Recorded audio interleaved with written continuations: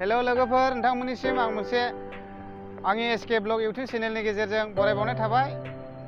मानोना मैया आं नोंसोरनो मोनसे भिडिअ आपल'ड खालामदोंमोन दै थेनायनि नाथाय मैयाहाय थेनो हायाखै दैखौ दायो दिनैसो गोदान थेफिनगासिनो दङ दायो गाल फसंनो थाखाय गाल बानायनानै दोनदों बेयाव दिनैहाय हागोन बायदि मोनदों नायनोसै लोगोफोर दायो गालफ्रा रेडि जाजेनबाय नै दिनै खेदान्दा सिशुबारि बेबायदिनो प्रटेक्शन होनायाव दिनै जोंनिनो इउटिउबार मानगोनां जि प्रकाश फंबायाबो सफैदों बे समावहाय जेब्ला जाथाय जादोंमोन अब्ला बे गामिनि मानसिफ्रा जोंनाव भिडिअ खालाम माने कल खालामनानै मदद बिहरदोंमोन आरोना बेखौ ओमफ्राय मोनथिनो मोननानै आं बुंहरबाय भिडिअ बानायना हर स' बिथांमोना भिडिअ बानायना हरबाय बे भिडिअखौ आपल'ड खालामनानै रायजो राजाफ्रा मोनथिजोब्बाय बे जाथाय जानायखौ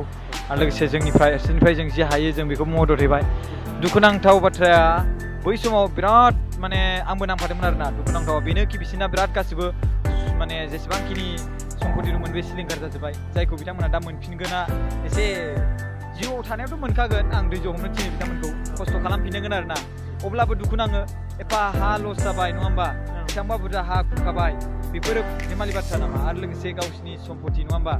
दा मोनसेबावो दै मोनसे बाथ्राखौ आं गोजोननाय जासियो जे बिटिआर सरकारा माने बेसेबांबा गोबाव लायालासिनो थाबैनो एक्सन लाबाय आरोना आरो बे सिशुबारि गामिनि जि खैफोद जानाय बेखौ थाबैनो सोदांनानै होबाय प्रब्लेमखौ सल्युसन खालामना होबाय स' बेनिखायनो बिटिआर सरकारखौ बे गामिया गुबुन गामिया नङाब्लाबो बे गामिया दै नङा होथारनांगोन आरो मानो होनबा थाबैनो बेखौ सुस्रांना होबायना नामा मा नाममोनथाय सनक मुसाहारि ओरैनो आंनि ब्लगा माने एसके ब्लग इउटिउब चेनेल बिथांनिया दै बिथाङाबो बेसेबांखौ बुस्राबोखैथाय ओरैनो आं बावाखै मथामथि दाख्लै दै जानायनिफ्रायसो आं खुलिनाय जादों माने एसे दुखु मोननानै आङो बे माने ब्लगखौ खुलिनाय जादों आरो भेरि गुड आरो लोगोसे बेबायदिनो एक्सप्लर खालामलांबाय था आरोना गोबां मोजां खामानि मावलांबाय था आरो बेबायदिनो नोंथाङा बे दैबारियाव फैनानैबाबो दा ब्लग खालामफैदों बिनि थाखाय thanks to you and from our Bodo communities. Thank you. Jai Bodo Harini Jai.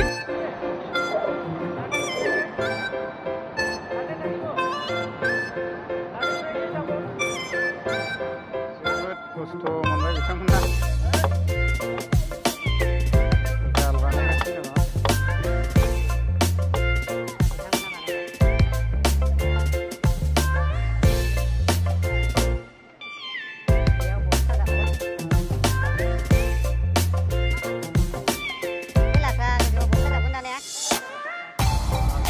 गाल बानायगासिनो दङ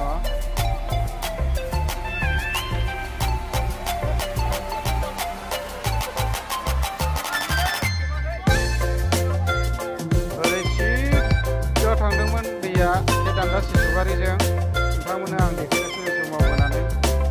दायो बे दैखौ ओरै खानामाख्राजों दाबसे हमफिननाय जाबाय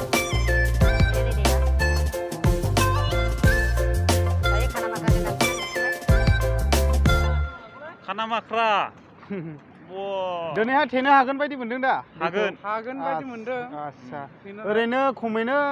खयथासो गाल फसंनांगोन बेयाव जेनेबा गाला 50-50थासो नांगोनलै बिथांमोना 50थासो नांगोन होनना बुंदों गालखौ फसंनो मथामथि दिनैनि गेजेराव हागोन साक्सेसफुल जागोन बायदि मोनदों नायनोसै अब्ला लोगोफोर नेनानै थादो नोंथांमोना ओंखाम जासिगोन होनदों नामा जादो दे मा ओंख्रि जाखो आदा जोगोनार बेदर गैया दे बिथांमोना जोबोर खस्थ'यै मावगासिनो दङ गाल बानायगासिनो दङ हाब मा ओंख्रिजों ओंखाम जाखोलै आदा आच्छा मोखांखौ नायनो आं माबा भुटाननिसो नंदोंमोनलै आदा नोंखौ आच्छा माबा गाल बानायगासिनो दा आदा आच्छा दे ओरैनो दिनै हागोन बायदि मोनदों दा आच्छा दे आदा नोंसोरनि नाजानायावनो जाहाथे बिसोरबो दै खुरखा जानायनिफ्राय जेन रैखा मोनो दे आदा बिदिबा जादो दे आरो बिथांमोना गाल मोनसे लानानै फैबावबाय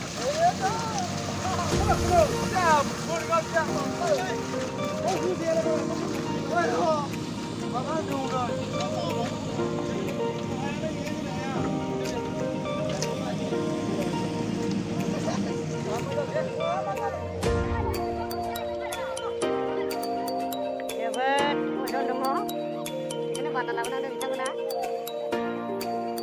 जोबथा अजन दङ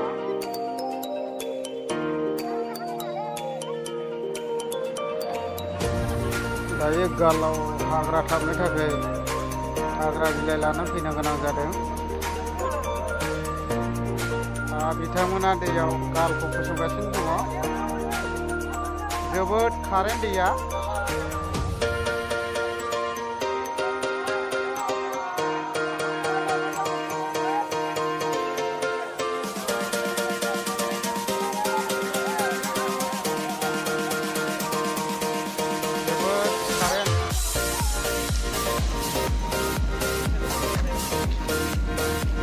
ना सारगासिनो दं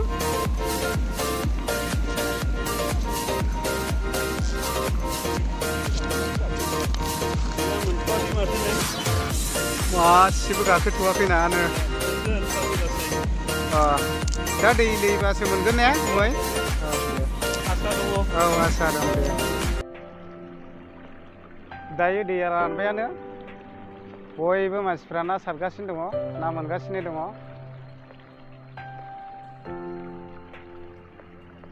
रानबायानो दैया ना सारगासिनो दङ नै बिथांमोना बिथांमोना ना सारगासिनो दं नांदों नै नाया एलेंगा ना माजों जागोन अनलाजों जागोन आसा दे बिथांमोना नाखौ अनलाजों जागोन नो बिराद मोजां मोनगासिनो दङ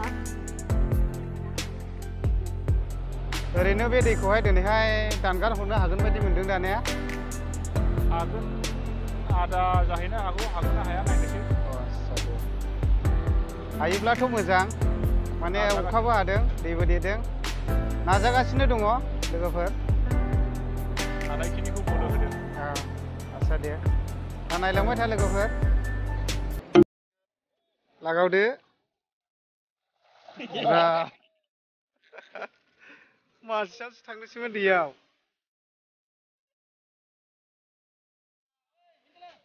ओरैनो बेसेबांसो मोनजेनखो बागि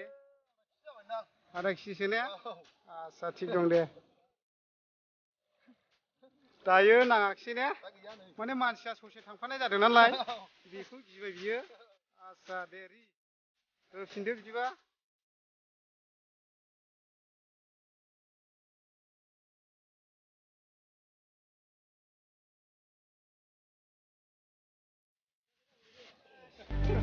दैगाव